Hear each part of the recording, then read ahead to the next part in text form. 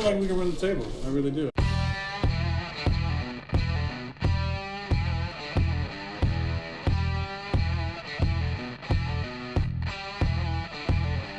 Giants looking for a stop. They're going to air it out. Rodgers does this better than anybody. End zone, Cobb, touchdown! Unbelievable! This to send the Packers into the NFC Championship game. It is good! The Packers are moving on! Aaron Rodgers has done it again! Grossi Posse Packer Nation, welcome to another episode of Packcast, the podcast where you don't have to be a Packers fan, but it sure does help. I am your host, Tom Grossi, and listen, Packer fans, it looks like it's that time of the year again, where we gotta run the table if we want any shot of getting into the playoffs. And of course, that table running begins with the Tampa Bay Buccaneers, and as we do every week, we have a fan from the opposing team, and this week, we got Andrew, our Tampa Bay Buccaneers fan, and I've never talked to a Buccaneers fan, so this is exciting. Andrew, how you doing, bud? I'm doing great. Thanks for having me, Tom. I appreciate it. Absolutely. And in the 3 years I've done this podcast, this has been like a new season for me. You know, we're talking to Ravens fans, we're talking to Bucs fans, and I have to say, I'm even going to be talking to a Browns fan next week. So I feel like this podcast is going to be a little bit more happy than next week. Well, maybe a little bit. I don't think we've stooped quite to the Browns level yet, but I think we're working on it in Tampa. Yeah, man. I mean, your team, and we'll get into this, but your team this year in particular was constantly cited as like the team that's finally going to get over that hump, the one that are going to make a playoff run. You know, the NFC South was looking vulnerable, and then that just didn't happen.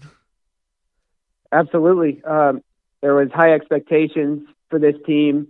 Certainly after free agency, when you go out and you added Deshaun Jackson, Chris Baker, defensive tackle from Washington. We're really excited to get O.J. Howard in the first round of the draft. Thinking this is going to be year 3 for Jameis, year 2 for Dirk Cutter and his system. Things were looking up, and then you have the excitement of getting Hard Knocks. So Tampa Bay, usually a small market team that doesn't get a whole lot of coverage, is all of a sudden going to be on HBO. So there was a lot of excitement, and Tampa Bay fans were really expecting this to be the year that we would break through and make the playoffs, and it just hasn't happened. From the start of the season, they had a really interesting start of the season, started slow in preseason, and then you have Hurricane Irma. Yep. That affected their week 1, canceled their game week 1 against the Dolphins, and just kind of set up the season awkwardly, and they just really have never really been on the have never met the expectations that the fans had. Yeah, and it's one of those things that I've actually always liked the Tampa Bay Buccaneers, and it might be because I was like 7 years old and Tampa Bay like sounded like Green Bay, and I was like, ooh, I like them. So I do enjoy watching team. I did watch Hard Knocks, and I thoroughly enjoyed it this year. And we'll get into that in a second. The first thing I have to ask you, because I noticed when I was calling you that you are not in the Tampa Bay area. In fact, you're quite far away from the Tampa Bay area. So I do have to ask, how did you wind up becoming a Buccaneers fan? Certainly, that's a question I get a lot in Central Illinois is how in the world did you become a Bucs fan? Well, growing up in Central Illinois, my dad was a fan of the Rams. And so growing up, we were watching The Greatest Show on Turf with Warner and Falk and Holt, and those Rams teams were frequently going up against, those tough Bucs defenses that Tony Dungy had with guys like Sapp and Brooks and Lynch. And, I hadn't really gotten fully on board with the Rams yet. I certainly wasn't going to be a Bears fan. And bless you. I don't like Chicago. I don't like Chicago teams. But there was something I wasn't quite drawn to the Rams, and I kind of appreciated the way that Tampa played defense. I really, as a young kid, loved the pewter helmets, the pewter and the red. So I was drawn to those, and my dad and mom got me a Warwick Dunn jersey for Christmas, a little Franklin Bucks helmet, I think my dad went to Tampa for a trip for business and brought me back a Bucs shirt, and then it was over. I was just a Bucs fan. And actually, after Dungy, when they hired John Gruden, my dad played junior or little league football with John Gruden in Indiana. Oh, damn. So he knew him as a kid. They don't know each other now. It was just kind of a crossing paths as they were kids. So I love John Gruden, and then they won the Super Bowl in his first season, and it's been downhill since then. But it was it just happened that way. Yeah, there was a point though, like you at least got to witness, like the height of the Tampa Bay Buccaneers, like you were saying, like with that defense, with the Super Bowl win, the dominant Super Bowl win. I am appreciative of that. There's certainly younger Bucs fans that didn't get to experience that. And I'm thankful I'm also young enough to where I didn't experience the creamsicle era with the 1976 team and starting 0-26. Yep. But like you said, the Browns are starting to work on that record. So listen, they're giving you a run for their money. Absolutely. So, all right. So you have seen them then at their best. And so now this team, as we were just talking about, has consistently gotten more media coverage, right? You go out there, you get a guy like Jameis Winston, who is supposed to be your franchise guy. This is his third year. His first 2 seasons, he threw over 4,000 yards for both seasons, threw over 20 touchdowns for both seasons. A little high with the interceptions, 15 in the first season, 18 in the second, but, we're getting there. We're learning. And then now, obviously he got hurt. He missed 3 weeks. He's thrown like almost 2,000 yards, 10 touchdowns, 6 picks. So if I'm not mistaken, there are people amongst your fan base that are not particularly happy with Jameis Winston. In a couple, one, just with the way that he's been playing, that he hasn't met expectations. And of course now, you have allegations coming out, which are anybody can tell at this point, where that's going to go. What are your thoughts on year 3, Jameis Winston? Are you happy with the progression he's made? Do you still believe in him? Are you kind of tossing him to the side? Where's your head at? Well, you talk about a polarizing player. Jameis Winston is that guy. He's kind of, like you said, split the fan base. And where I'm at with it is I'm going forward with the latest allegations.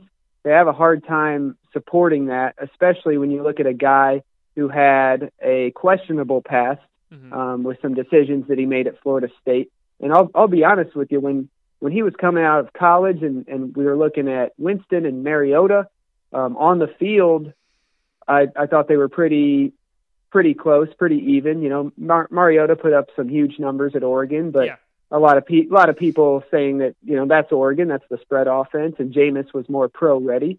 So when we drafted Jameis, I was on board. At first I was a little hesitant, but I was on board. I said, okay, maybe in the NFL he'll start to mature, get around the right people.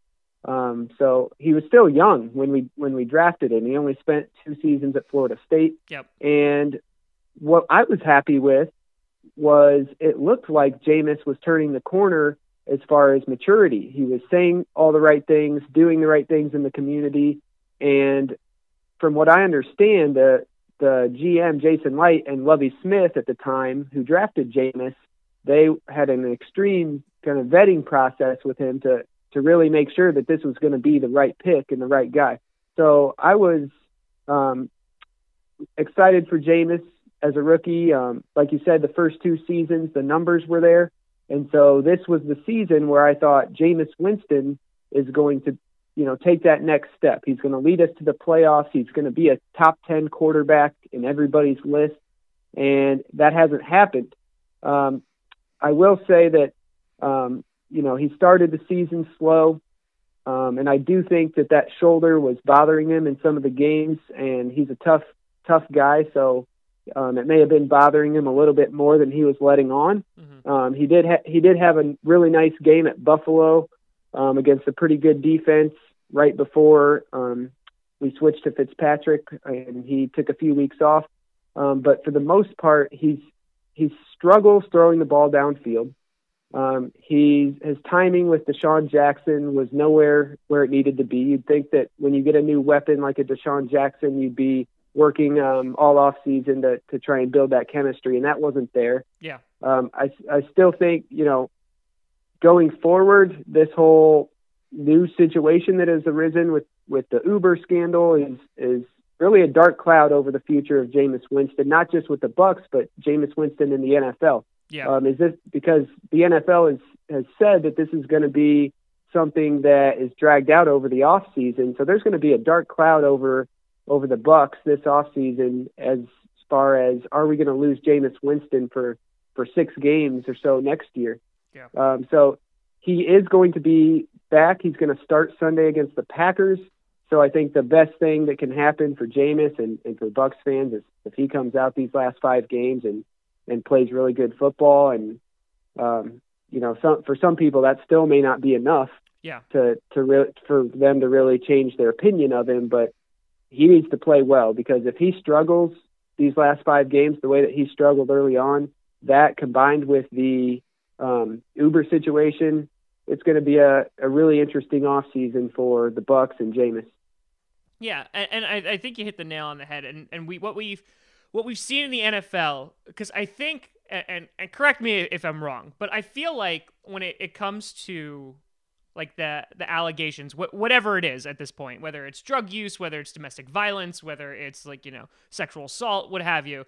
Like after Ray Rice, I feel like the NFL did a hard U-turn and was like, oh yeah, now anybody who does anything, we are taking this super seriously. Because before Ray Rice, the NFL was a joke when it came to investigating domestic violence and doing all this stuff. But people who were smoking pot were suspended for 6 games. And now you look at Ezekiel Elliott, you look at, Greg Hardy, you look at all these people. And I feel like now what you were saying with this dark cloud over Winston, it's not even a matter of, how many games is he going to be potentially suspended, but they might not want him back after this. And so absolutely, I think it's a tough spot. 3 years ago, you draft this guy who you're thinking is going to be the future of your franchise. And now next year, you don't even know, what his playing status is going to be. And so, you have Fitzpatrick who's come in. He's, been 2-1. Fitzpatrick has been on just about every NFL team at this point. But he's obviously a temporary fix, right? He's not the future of anybody's franchise. But Fitzpatrick has given us more than anything any Bucs fans could ask the past 3 games. Oh yeah. Oh, most definitely. And and he did it with the Jets too, not obviously last season, but the season prior. He does. He's a pretty decent quarterback. But you're looking right now at a 4-7 season. In a very tight NFC, playoffs don't look like it's gonna be a reality. So where are you as a fan if Winston comes in, doesn't play well? Because I think they already prepped him, when they were talking about a statement today, they're not expecting Winston to be perfect on Sunday. I feel like they're already prepping for him to almost do poorly.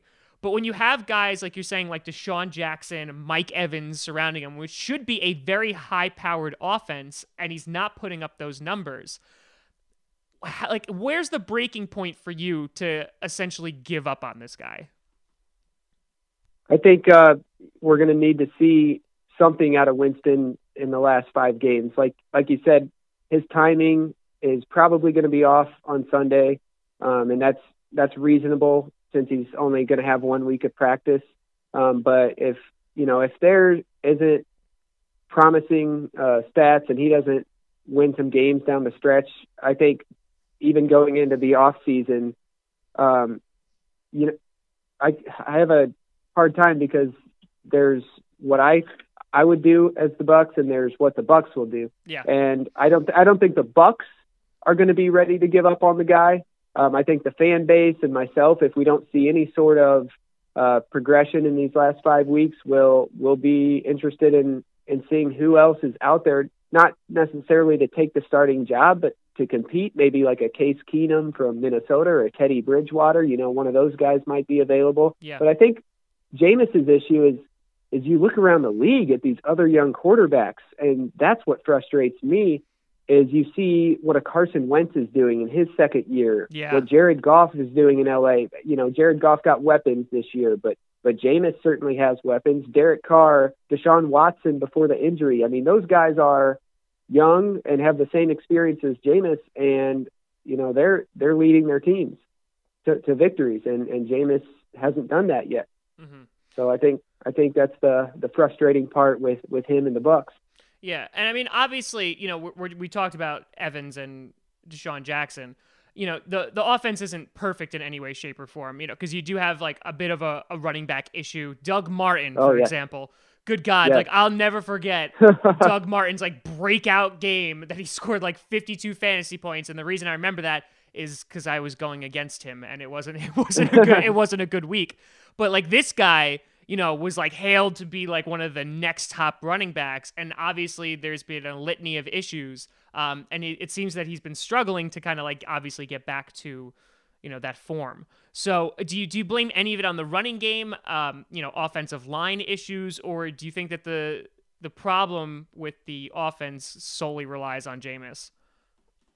I don't think it's necessarily fair to say that the offense, their struggles are solely on Jameis. There's definitely issues with the running game. Like you said, Doug Martin, he's been inconsistent his whole career. It seems like when he's in a contract year, his numbers seem to get better. So sometimes it's funny how that works. Yep. But Jason Light, the GM, when he constructed this team, I think that part of the reason for the failure this season is he spent a lot of time and effort on the skill positions, which is great. The fan base is excited that they went out and drafted an O.J. Howard, a Chris Godwin out of Penn State, who looks like a nice young receiver. Yeah. So you got these skill positions covered. You got Deshaun Jackson. But there hasn't been a whole lot of attention, especially in the draft, early in the draft, with the lines, both defense and offenses. Offensive line, they have a couple high picks invested with Donovan Smith, the left tackle, was a second rounder. Ali Marpet was a second rounder that they moved to center. So they have some pieces on the offensive line. It's a little inconsistent, but the defensive line is where there's a lot of failure. Mm-hmm. And what you're looking at is Jason Light gambled. He made 3 gambles in the offseason that haven't paid off. Really 4 gambles. So Doug Martin, bringing him back after the suspension last year, and saying that that's my starting running back, not drafting a Kareem Hunt, not drafting a Dalvin Cook in the first round. Yeah. And then also the 2 defensive ends that we had last year were both coming off surgery and didn't participate in any off-season stuff, any of the programs, and that was Jack Smith and Noah Spence. Both those guys are not with us right now. Spence is injured again, and Smith is off the team. So he didn't go out and get any defensive ends, and they really have a hard time getting any sort of pressure on the quarterback. So that was a failure. And then the kicking situation, you draft a kicker in the second round. Yep. Last year, Roberto Aguayo. I was going to bring him up. And I think the kicking situation cost them a couple games last year for a team that went 9-7 and missed the playoffs by a tiebreaker with Detroit. Yep. And then this year, you can point to a couple games. Well, the game that comes to mind the most is the Thursday night game against the Patriots. Aguayo had been cut the week before, or maybe a couple weeks before, and Nick Folk was in there. Yep. And he missed some easy field goals that could have made the difference in the Patriots game. So, not being able to find a consistent kicker, ignoring the defensive end position and running back position is really a downfall of Light and how he constructed this team. Yeah, and I just because you brought him up, and I was totally going to bring him up anyway, but how do I approach this gently? Why in God's name would you ever draft a kicker in the second round? And maybe this is because, like, I didn't do a lot of scouting of college football, kickers, maybe he was supposed to go in the second round, and the Bucs felt like he had to take him. And maybe this is just from an outsider's perspective of like, you would never do that. But you're sitting at home and you're watching the draft and you see your team draft a kicker in the second round. What's running through your mind, bud? It's a head scratcher for sure. And I think, if you have a perfect team, it's almost like when you're drafting your fantasy team. Yes. It's like, okay, I've got everything covered. I feel good about my team. Let's see what kickers are available. Exactly. For Jason Light, we didn't have a perfect team. We were far from it. And it would pain me to look back at that draft and look at the second round, third round, and see what kind of defensive ends, linebackers, defensive backs were taken that are making an impact when we drafted Roberto Aguayo. That would be tough to look at. Yeah. Like it made when that came out, that made no sense to me. And I knew that there was kicking issues, right? And then talking about Hard Knocks, right? And it was highlighted on the show in that, the guy, he gets cut, and there was like, oh, like we believe in him, he's doing well. But like they were patting this guy on the back like every time he was making like a 25-yard field goal, like, yay, you did it, They bud. were just praying. They were praying because Jason Light, that's a tough one to explain to the ownership. So he was Aguayo's biggest fan, hoping to God that he would turn it around. And yeah, I don't know how you invest that much into a kicker. And then with Falk, though, like Falk wasn't perfect either. He was missing kicks as well. No. And that's a thing where you've got two struggling kickers in camp. I don't think that there's a rule that says you can't bring in more competition. If you have two guys that are struggling and kicking 60%, scratch that, start from scratch, bring in a couple more, kickers, they're everywhere. And it's one of those things too that like you never think about, right? Like you never think about, man, I hope my kicker's really good. Like it just never, unless it's like the very end of the game, and the game's on the line, or they miss. You never think about that. And when I was watching Hard Knocks, I was watching this and I was like, this is insane. Like they're missing like 30-yard field goals here. Things that should be, putting their team up, giving them some confidence. But you have a young team and you're driving down the field, you're not able to punch it in. So you're like, all right, well, at least we'll get the 3, and you walk away with nothing. And like that can't help the team in any way, shape, or form grow. No. I think after that Thursday night game, I was ready to trade Mike Evans for Justin Tucker from Baltimore, straight up. No loopholes. Like that's it. Let's just get somebody who can actually kick the ball. Yeah, exactly. So, and talking about Hard Knocks, right? Do you think that, I think it casted a little bit more of a light on the Tampa Bay Buccaneers. But I've also, been talking to other fans who have been the subject of Hard Knocks. And do you think it was a hindrance to the team? Do you think it didn't affect them at all? Because like I watched the Rams one last year, and good God, that was boring as hell. Like that was brutal. Yeah. That was brutal to watch. And I don't think of like there's like a Hard Knocks curse, like there's a Madden curse. No. But like there is something to be said of it like being a distraction. And, when you're looking at like Jameis Winston and he came off like a nice guy in Hard Knocks, was there anything that like surprised you in there? And do you think that Hard Knocks impacted this team at all this season? I really don't think that it did impact them, they were preparing for it because I think there was a pretty small list of teams that were eligible and they were on there. Yeah. And I think with Jameis being the way he is and the fact that they were an up and coming team, they added some pieces. I think they were kind of expecting to get the call for Hard Knocks. And so you heard, of course, the GM, the head coach is going to say that it's not a distraction. But I didn't really get the sense from when I followed them back in camp and preseason that it was. I enjoyed it. Like it was nice to see Jameis's background, where he came from, some of the personalities like Denali Marpet, a big offensive lineman that people often, don't pay attention to as an NFL fan. You don't pay attention to, the personality of your team's offensive line, but it was fun to see him and some of the rookies like Chris Godwin, but one guy that I think was one of the stars of the show, and I feel horrible for because he has been here a while. He's been in Tampa a while. He hasn't made the playoffs, but he's such a great player, and that's Gerald McCoy. Yep. And that guy, his personality, he let it shine through on Hard Knocks, and his love of superheroes, and he's an entertaining guy. Yeah. And I think that he let that be known on Hard Knocks. So he's definitely a fan favorite for Bucs fans, and he's such a talented player. He is. That is just the only guy on that defensive line that is a solid football player, and it's been that way for a while. So I could see where he would be frustrated with the team and not want to stay in Tampa, but he is the exact opposite. He gives his heart and soul for the Bucs, and I would love to see him stay in Tampa his entire career and eventually get to the playoffs.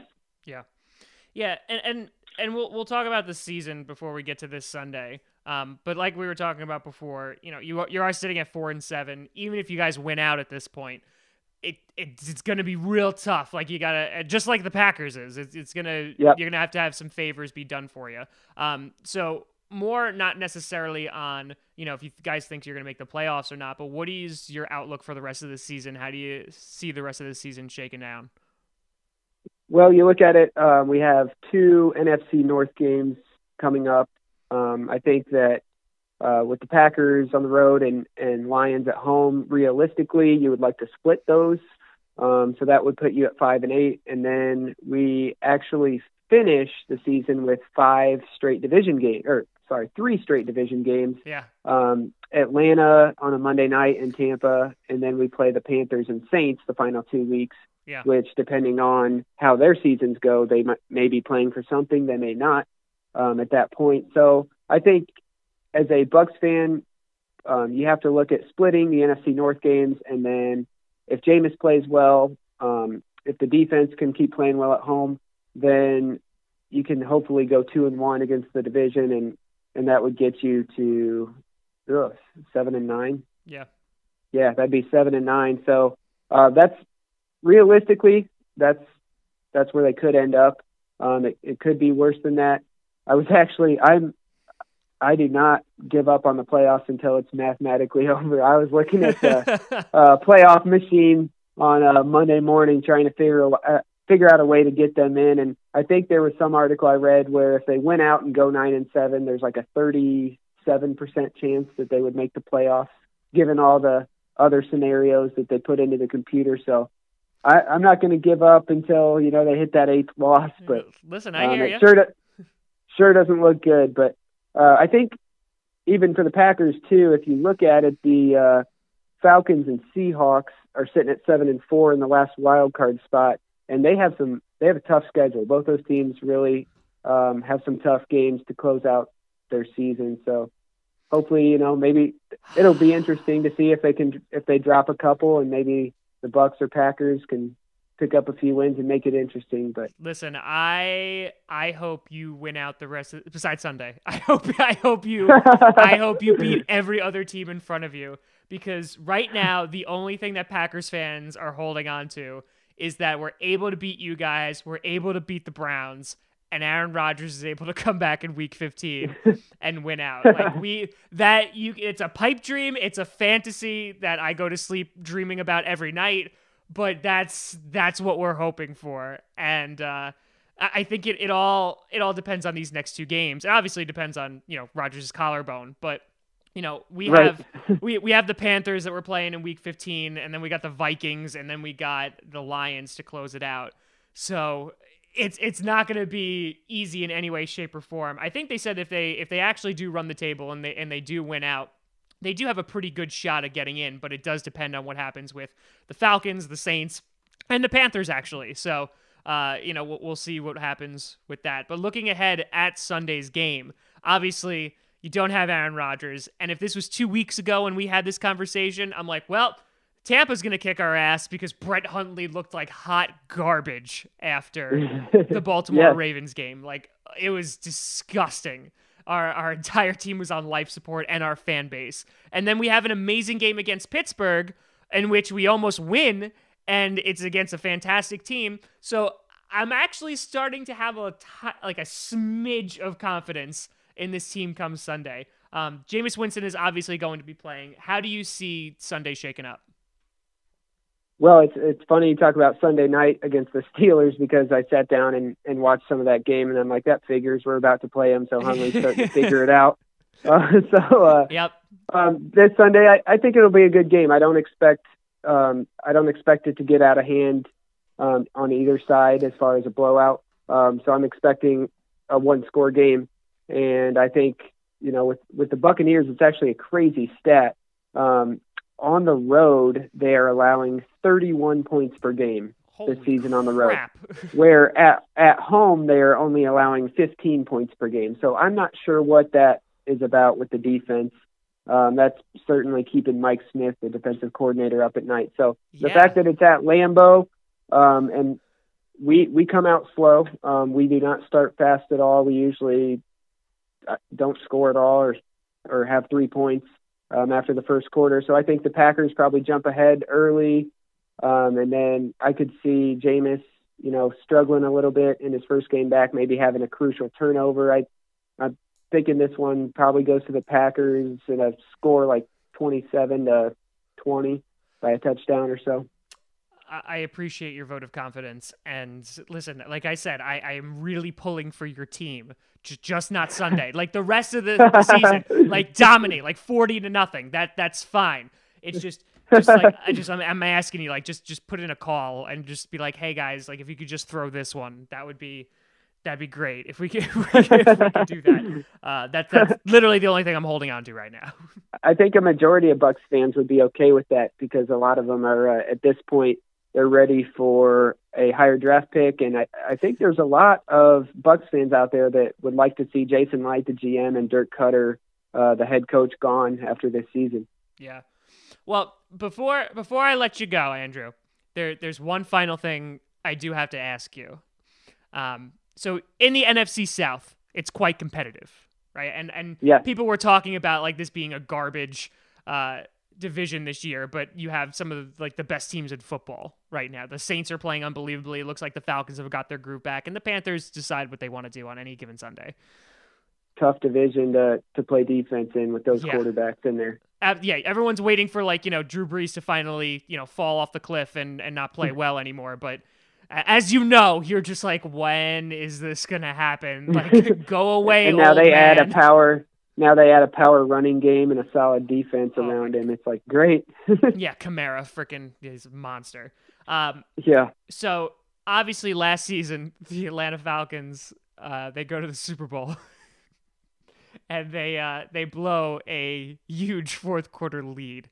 Are you one of those fans that was smiling from ear to ear at this, or were you just like, hey, it's a team from my division representing? Like, I hope they win. I got to tell you what, I absolutely love the fact that the Atlanta Falcons blew a 28-3 lead in that Super Bowl. and I had some thoughts in my head last week when we were down 27-6, and all of a sudden it's 27-20, and we have the ball in the red zone. I'm thinking we got them right where we want them. That's phenomenal. Yeah, listen, I am that petty as well. Once the Falcons blew out the Packers in the championship game, I was like, "Yep, just let's go. Give Brady another ring. Give one for the thumb. I don't care anymore." Yeah, and it's kind of an illogical hatred since I live in Illinois. I shouldn't have anything against Atlanta and the Falcons, but seeing Matt Ryan and Julio Jones twice a year, it gets old gets old real quick. Yeah. I getcha. Well. First of all, on behalf of the Green Bay Packers fan base, I want to thank you for not becoming a disgusting Bears fan. You have done the world and your family a favor, and your family must be incredibly proud of the person you've become because you're not a Bears fan. So congratulations on that, and I want to thank you for coming on the show. It's been an absolute pleasure talking to you, and I wish you all the luck in the world this season, just not for Sunday. Just not Sunday. All right. No, thanks for having me. It's not often I get to talk Buccaneers football with people in Illinois, so I appreciate you having me on, and hope for a good game on Sunday, and we'll see what happens. Absolutely. Take care, man. It was great talking to you. Yep. Thanks, Tom. Take care. Bye-bye. Yep. Bye. That was Andrew, our Tampa Bay Buccaneers fan in Illinois. And he's not a Bears fan. Already top 10. Top 10. You can find me at TomGrossiComedy.com, TomGrossi Comedy, or at Tom Grossi Comedy on Twitter. Check out Packcast, which is this podcast, Packast. We're on SoundCloud, iTunes, YouTube, Google Play Music. We're on all of it. We do episodes twice a week, one after every single Packers game and one every single week with fans from the opposing team. And we also do predictions episodes on Saturdays. Well, thank you so much for watching. Greatly appreciate it. Hoping that Sunday, this would be the beginning of Running the Table 2.0. If you know me from the Magic Jersey Puppy, I want to let you know she's coming back on Sunday. If you have no idea what I'm talking about, don't worry. Just ignore everything I just said. Thank you so much for watching. I'm Tom Grossi. And as always, go Pack Go.